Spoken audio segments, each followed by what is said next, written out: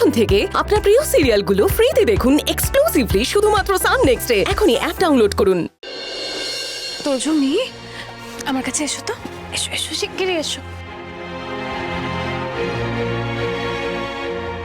তোমরা খুব সাবধানে থেকো, হ্যাঁ?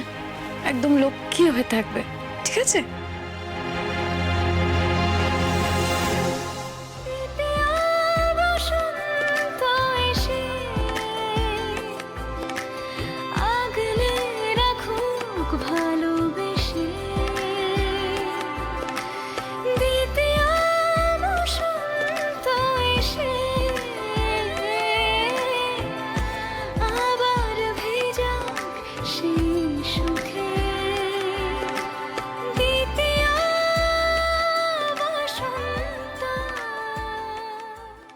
মা, এতদিন বাদে একটা ভালো কাজ করেছো, দেখবে আর কোনো ঝামেলাই থাকবে না।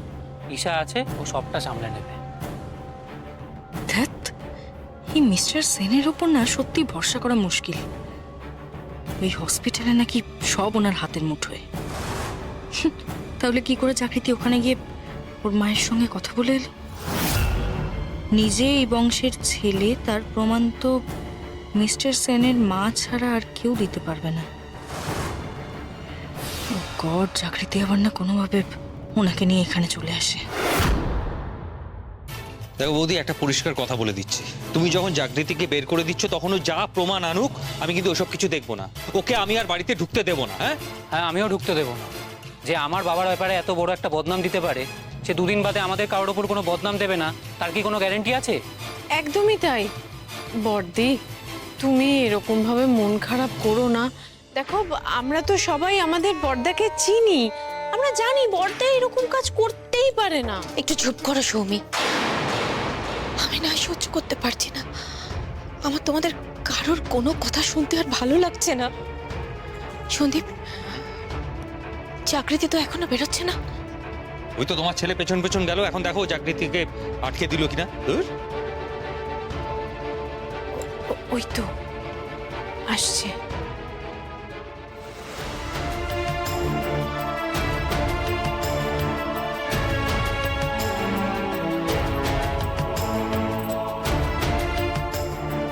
জাগৃতি, জাগৃতি, আপনি আমার কথাটা শুনুন। আপনি আপনি আপনি বাড়ি ছেড়ে যাবেন না। আমি তো কথা বলছি সবার সাথে। আপনি শুনুন। যেতে দে চাকরিটিকে। আজ তুই ওকে আর আটকাবি না উনি। আর আজ যদি তুই ওকে আটকাস তাহলে কিন্তু আমি বাড়ি ছেড়ে বেরিয়ে যাবো অনি।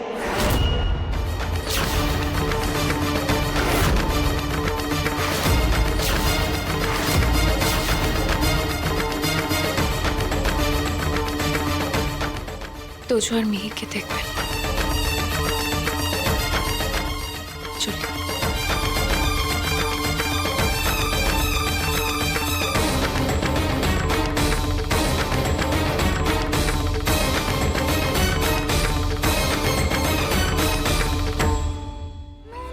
খারাপের গান এত অভিমান জমা রেখে দেয়, দিন যায় ফুরিয়ে স্মৃতিগুলো তাও মনে থেকে যায়। হেঁটে যায় একা পথ তবু হাজার বারণে, ভুলে সব এলো শুধু তোমার কারণে। তোমারই দু চোখে রেখে দিলাম সুখ, আদরে ভুলিয়ে জমাট সুখ। দ্বিতীয় বসন্ত এসে আগলে রাখুক ভালোবেসে। দ্বিতীয় বসন্ত এসে আবার ভেজাক সেই সুখে। দ্বিতীয় বসন্ত, দ্বিতীয় বসন্ত।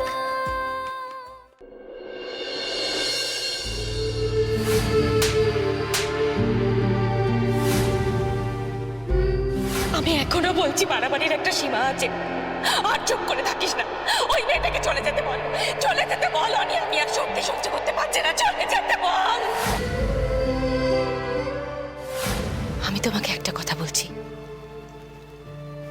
আমার স্বামীর বিরুদ্ধে যে নোংরা অভিযোগটা এনেছো না, সেটা তোমাকে প্রমাণ করতে হবে। তার প্রমাণ তুমি নিয়ে এসো।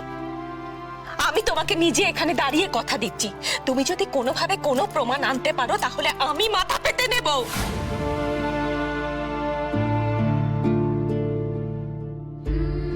বেরিয়ে তো এলাম, কিন্তু এবার যাবো কোথায়?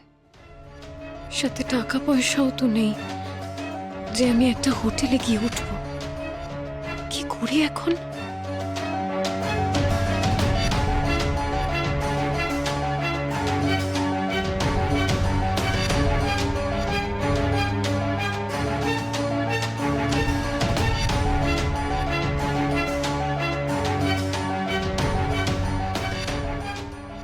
হ্যালো, পারো?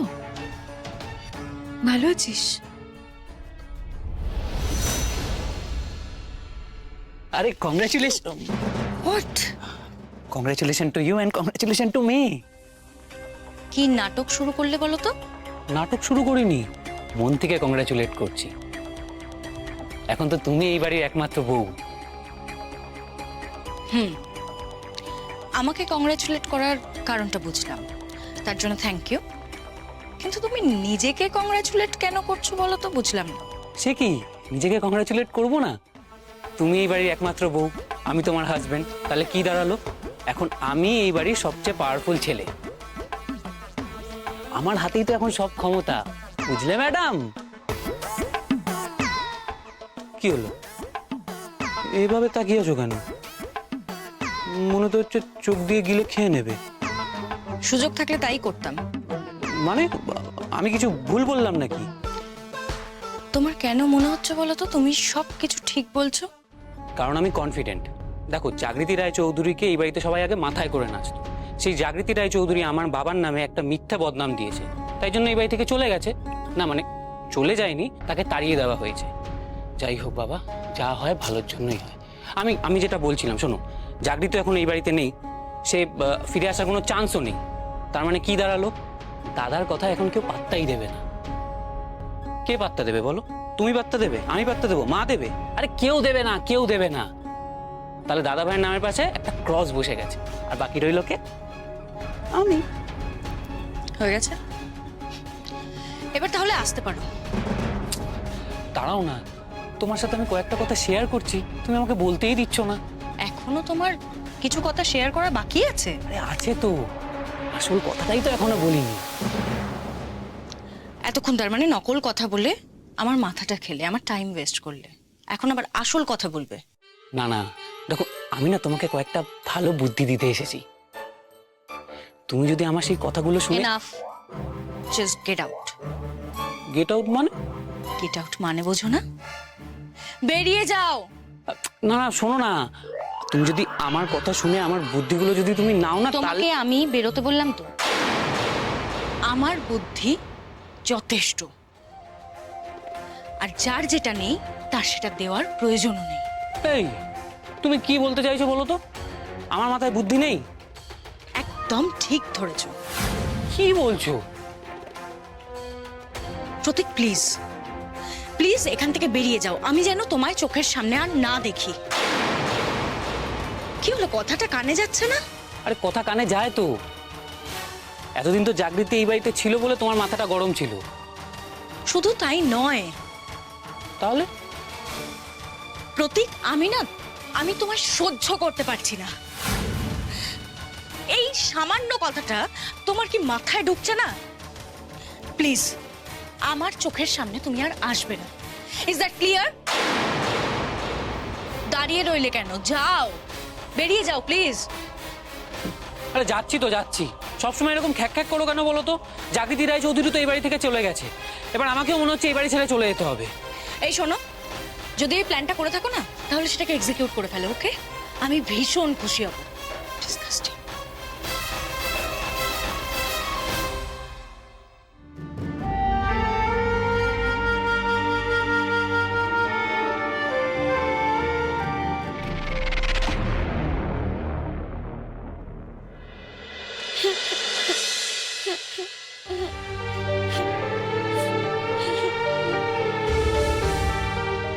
কাঁদিস না মিহি, মা তো বলেছে কয়েকদিনের মধ্যেই চলে আসবে। মা কেন চলে গেছে তোজো দাদা? বাবাও কি মায়ের সঙ্গে চলে গেছে? না মিহি, বাবা কোথাও যায়নি। মা কেন চলে গেল বাবা? এবার কে আমাদেরকে হোমওয়ার্ক করিয়ে দেবে? কালকের হোমওয়ার্কটা তো মা চেক করলো না। আমি তো আছি, আমি তোমাদের হোমওয়ার্ক চেক করে দেবো। মা যতদিন না ফিরছে আমি হোমওয়ার্ক করিয়ে দেবো, ঠিক আছে? আচ্ছা, তোমাদের কালকের হোমওয়ার্ক কমপ্লিট হয়েছে? এই অনিল, বাবা তোকে ডাকছি, একটু কথা বলে আয়। হ্যাঁ, যাচ্ছি। তোমরা দুজন পড়াশোনা করো, আমি আসছি।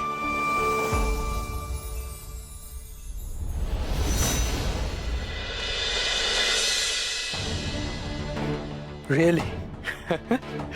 চাকরিতে বাড়ি ছেড়ে চলে গেছে? হ্যাঁ, কিন্তু আমার খুব টেনশন হচ্ছে। টেনশন? আবার কিসের টেনশন বলুন তো? শুনুন, জাগৃতি না এই বাড়িতে দাঁড়িয়ে চ্যালেঞ্জ করে গেছে যে ও প্রমাণ সমেত এই বাড়িতে আবার ফিরে আসবে। তাই? প্রমাণ? দেখা যাক ও কোথা থেকে প্রমাণ জোগাড় করতে পারে। মনে রাখবেন, আমার নামও কুণাল সেন। ও প্লিজ, আপনার মুখে না এই বড় বড় কথাগুলো একদম মানায় না। আপনি তো কিছু বলবেনই না। নিজের সুস্থ মাকে অসুস্থ করে একটা হসপিটালে অ্যাডমিট করে রেখেছেন, তাও আবার without any protection. Jagriti already জানতে পেরে গেছে। আপনি ভাবুন তো, জাগৃতি যদি আপনার মায়ের সাথে দেখা না করতো তাহলে এত কিছু ঘটতোই না। আমার তো এবার ভয় লাগছে আপনার মাকে নিয়ে না এই বাড়িতে এসে ও হাজির হয়। তারপর আপনার কোনো আইডিয়া আছে কি হতে পারে?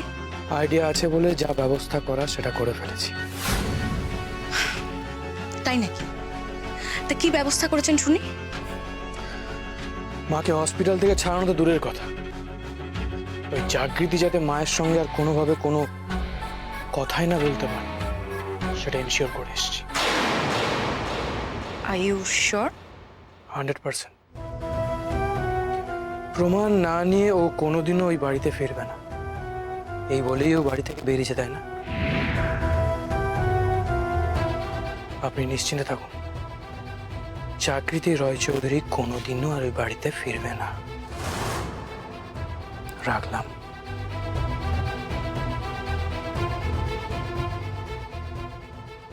ব্যাস, এবার তাহলে নিশ্চিন্ত। কাল থেকে রায়চৌধুরী বাড়ির প্রত্যেকে আমার চাকর হবে। ওদের সবার জীবন এবার আমি নরক করে তুলব।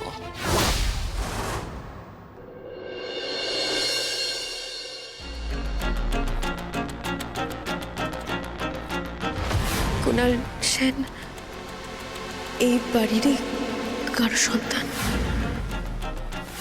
আমি যেটা জেনেছি, কুণাল সেনের বাবা আপনার বড় ছেলে অশোক রায়চৌধুরী। আপনাকে আমি কথা দিচ্ছি, এই বাড়িতে আমি ফিরে আসব। শুধু এই মাঝের কদিন আপনারা সবাই খুব সাবধানে থাকবেন, কারণ এই রায়চৌধুরী বাড়ির শত্রু শুধু বাড়ির বাইরে নয়, বাড়ির ভেতরেও রয়েছে।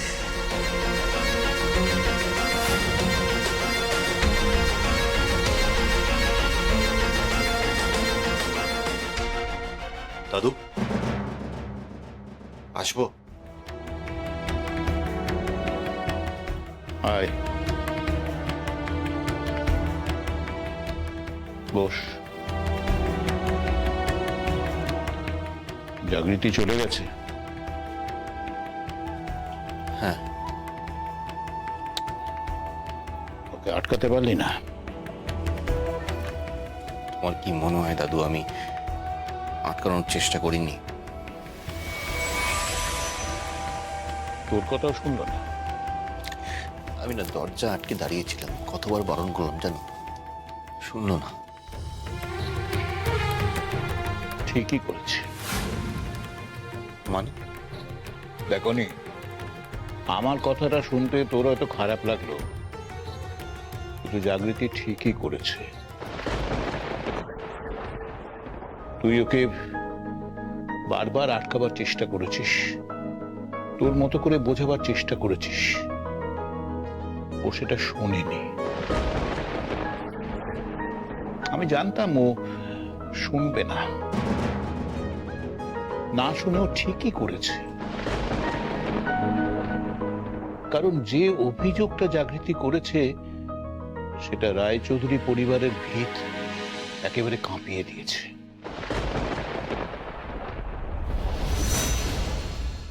তবে এটাও জানি অনিব, এই ভিত চিরকাল এরকম নড়বড়ে থাকবে না। আজকে যেমন ভিতটা দুর্বল হয়ে গেছে, কিন্তু কোনোদিন না কোনোদিন সেটা ঠিক হবেই। আমরা রায়চৌধুরী পরিবারের সবাই আবার মাথা তুলে দাঁড়াবো। আর এই সুযোগটা কে করে দিতে পারে জানিস? একমাত্র জাগৃতি। হ্যাঁ রে, একমাত্র জাগৃতি পারে আমাদের এই বাড়িটাকে আবার ঠিক জায়গায় নিয়ে আসতে। আমার বিশ্বাস যে মন থেকেও কাজটা করতে চাইছে,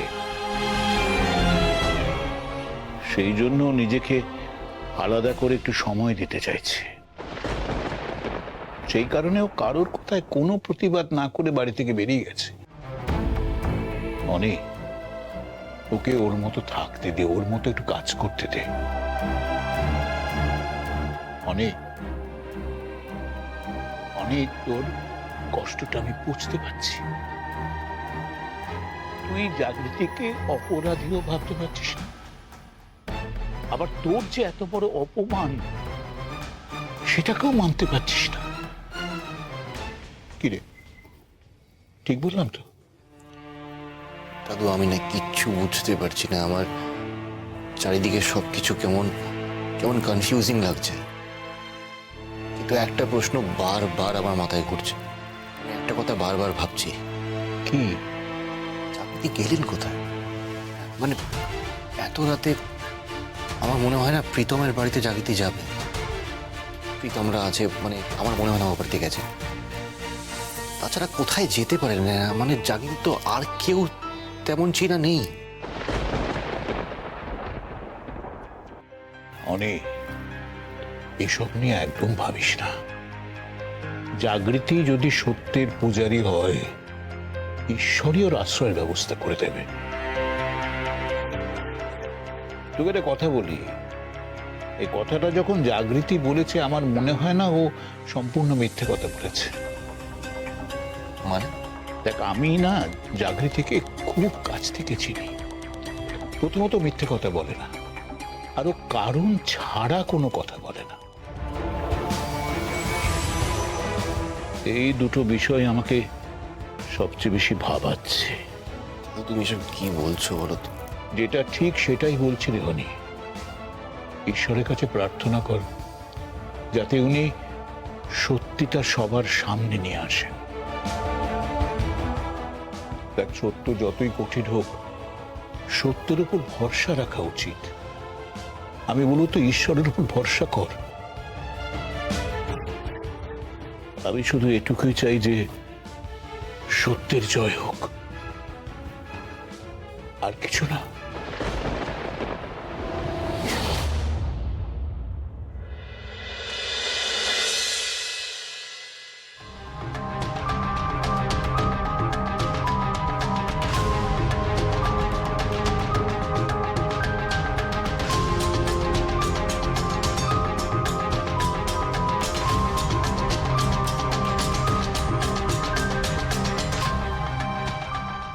মাসিমা, মাসিমা, মাসিমা, আপনি কি ঘুমোচ্ছেন? মাসিমা,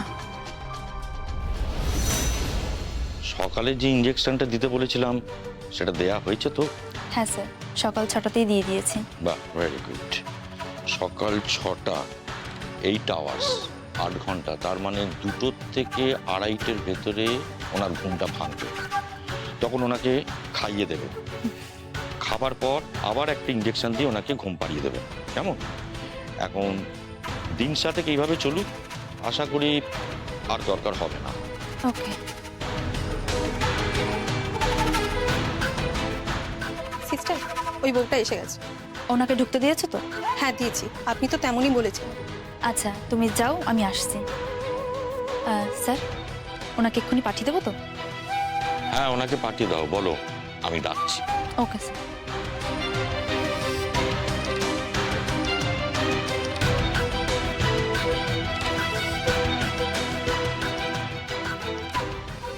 কাল সকালে তো মাসিমা সুস্থই ছিলেন, জেগেছিলেন উনি, তাহলে এই সময় ঘুমোচ্ছেন কেন? না না, ওনার সঙ্গে না কথা বলে আমি তো যেতেও পারবো না। কতক্ষণ ঘুমোবেন উনি কি জানে।